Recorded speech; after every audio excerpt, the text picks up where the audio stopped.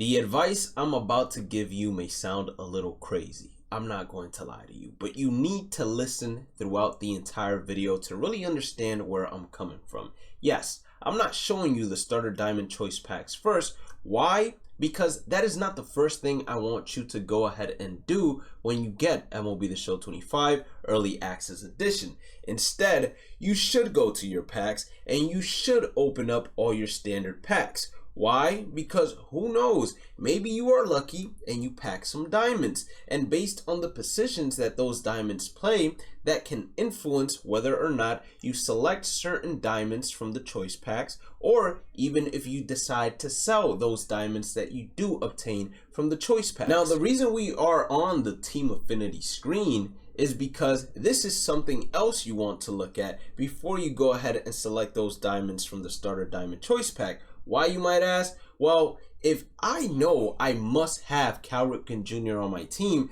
then it makes no sense for me to pick up Derek Jeter in the starter diamond choice pack, as Derek Jeter is going to be replaced regardless once Cal Ripken Jr. ends up on my squad. So take a close look at Team Affinity, see which players you must have on your team, and I'm not talking about just collecting them. I'm talking about they are going to be playing very early on for you, and you're going to be grinding that Team Affinity as soon as possible, so that can go ahead and help you out in terms of making the choice. This is going to sound crazy, but me personally, when I get these 2 diamond choice packs, whatever reward is selling for the highest, that might be what I just end up selling instead of keeping. And it sounds crazy, but let me explain why. Having stubs very early on inside of MLB The Show is crucial, especially if you are looking to flip the market, or if you're looking to complete some live series collections, which will then lead to helping you complete Team Affinity, which is going to give you diamonds relatively close to these guys, and you're going to be getting a lot more value since you're going to have a ton of live series players to then go ahead and do team builds with, or go into different game modes and compete. We're going to start with what I believe is the best card of the starter diamond choice pack, Sammy Sosa. Why? Because he is a hitter, and unless you're playing ranked instantly, and even if you are playing ranked instantly, the most important thing to have inside of your team is bats that can hit for power, because MLB The Show, even though they decreased elevation, is a game where home run hitters generally lead you to wins just because they can actually go ahead and put runs on the board. He has great power versus right, great power versus left. The contact versus left is amazing without runners in scoring position, but with runners in scoring position, they both drop to a 75. The downside to this Sammy Sosa is the fact he has 60 fielding and 62 reaction with 60 speed. That means that he has bronze fielding and reaction animations in right field. So when it's all said and done and you start upgrading your team, this Sammy Sosa card is going to more than likely be a DH if you decide to keep him. At number 2, we have ourselves Derek Jeter. The shortstop position is one of the most important positions inside the infield, inside of Diamond Dynasty. Unfortunately, the biggest downside when it comes to Jeter is his defense. He has 65 fielding and 63 reaction. And once you parallel 5 him, which will be light years away, he gets silver fielding animations. But for the majority, he's going to have bronze fielding animations, bronze reaction animations, and 66 speed. Now, when it comes to the hitting point, he has 123 contact versus left, 88 versus right, 48 power versus right, 66 power versus left, and then 93 clutch. The 93 clutch doesn't really help Derek Jeter out at all. If anything, it hinders his ability to hit with runners in scoring position whenever there is a lefty on the mound. But due to the importance of the shortstop position, if Cal Ripken Jr. is not a player that you are going to go after instantly, Derek Jeter will probably help that middle infield out instantly. At number 3, we have ourselves Billy Wagner. He is a left-handed bullpen arm. As of right now, we don't know whether he has outlier or not, 100% confirmed, but he has a 4-seam changeup curveball slider. If he had another fastball that was not a 2-seamer, meaning a sinker or cutter, he'd be probably the number 1 option. But the fact he only has one fastball is what really hurts him, especially with no outlier. 79 hit per 9 is decent. 112 pitching clutch is amazing. So he's better to bring in with runners in scoring position than not. At number 4 is going to be Nolan Ryan, starting pitcher. You might say I could get way more value out of a starting pitcher than a reliever, but think again. Nolan Ryan has 4-seam 12-6 circle change sinker, 2 fastballs, which is great, but then his 2 off-speed pitches have the same movement, which is going to be vertical movement, meaning the ball is going to go and drop every single time, regardless of which of the 2 off-speed pitches you throw. Good hitters tend to pick up on that very quickly. Plus, despite having 94 hit per 9 and 78 pitching clutch, which 78 pitching clutch is okay, he's not going to be great with runners in scoring position. He's going to be a pitcher that is very difficult to control in terms of the pitches, and one where you could probably get just as much value from some of the GOAT starting pitchers in the game, and the same thing goes for Billy Wagner. Hank Greenberg is going to be number 5. Why? Because he's a first baseman. There's just no other way to put it. He has 88 contact versus right, 120 contact versus left, and then 92 clutch. Just like Jeter, the clutch really hinders him more than helping him out. 65 power versus right, 65 power versus left. Both of those are okay power numbers. The fielding at first base does not matter a ton, but he has bronze fielding and bronze reaction, and then 48 speed. So it's like at first base, you can probably find a silver, a gold that will perform just as well. The only way I see you picking him up is if the Tigers have some team affinity guy that he will help you grind, or if you are the biggest Hank Greenberg fan. Inside the 20th anniversary starter diamond choice pack, the number 1 option is going to be Ted Williams. I mean, 105 contact versus left, 97 versus right, 92 clutch. Similar to the other guys with high contact numbers, having runners in scoring position hinders his ability to hit. 81 power versus right is great.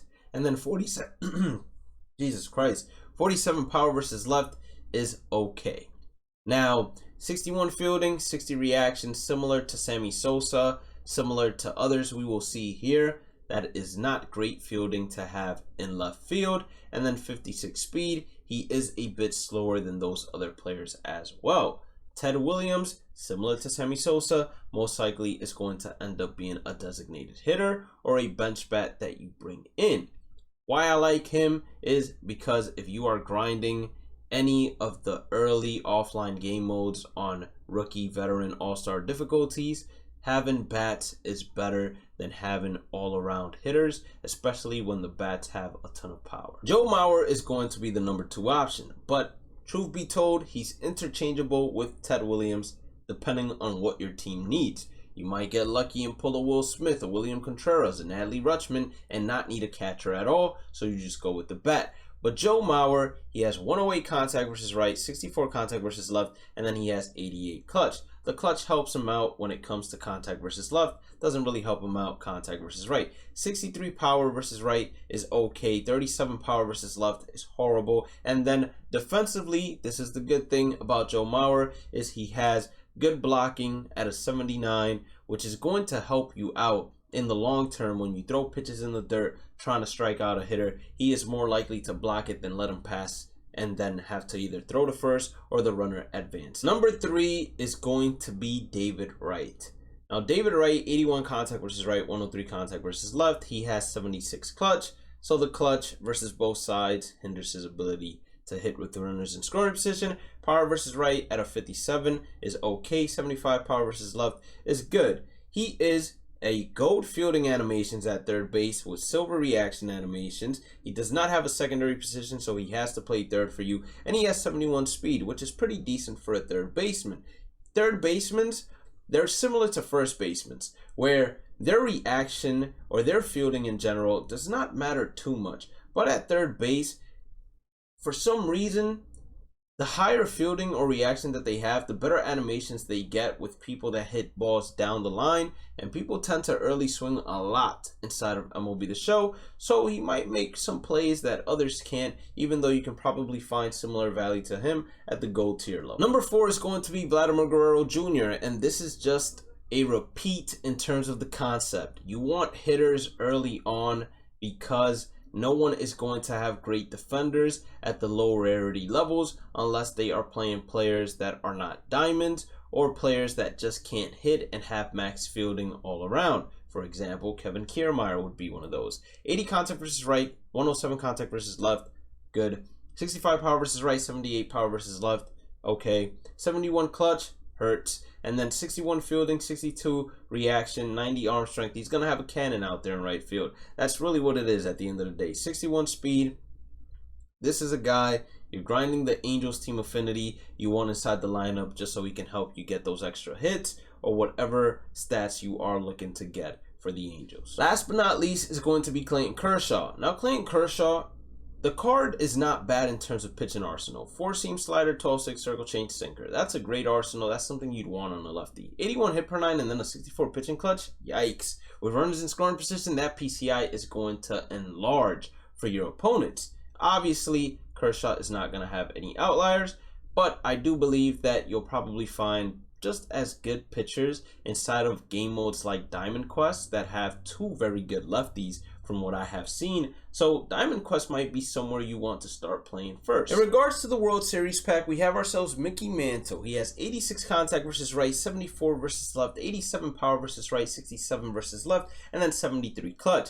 The clutch only hurts him versus righties. Versus lefties, it's a 1 attribute difference, so it's not going to make too much of a difference. He is a center field primary and he has no secondaries because of the change they made. He has 75 fielding, 78 reaction, which means that he has silver fielding and reaction animations out there in center field with 80 speed very early on inside the game, especially being a switch hitter and having the swing that we know Mickey Mantle has. He's going to be one of the best cards to have out there in center field, unless you get yourself someone like Mike Trout that might not even have center field as primary position. It might be right field or left field, whichever of the two he moved to, if MLB went ahead and updated that already. Steve Carlton is option number 2 inside the World Series choice pack, as there's only 2 options. 75 hit per 9 doesn't really jump out at me. 80 pitching clutch doesn't either. He has a good arsenal though. Slider, 4-seam curveball, changeup, sinker. That's a really good arsenal, similar to Clayton Kershaw, obviously. But when you're looking at the two, hitters tend to be kings when it comes to Diamond Dynasty rather than pitchers, as most of the times your starting pitcher gets lit up and then you're looking at the bullpen or the other starters to come and help you. In Battle Royale, that's when we're talking. Battle Royale, this is only obtainable if you go flawless. That is one of the biggest differences we have in this game cycle. Next multiplayer program will allow you to pick one of the two, as rewind packs for Battle Royale flawless rewards will be in there. Rich Gossage, 4-seam slurve, sinker, changeup. He does have outlier, so that off rip we like a lot. 97 hit per 9, better without runners in scoring position, as he has 85 pitching clutch.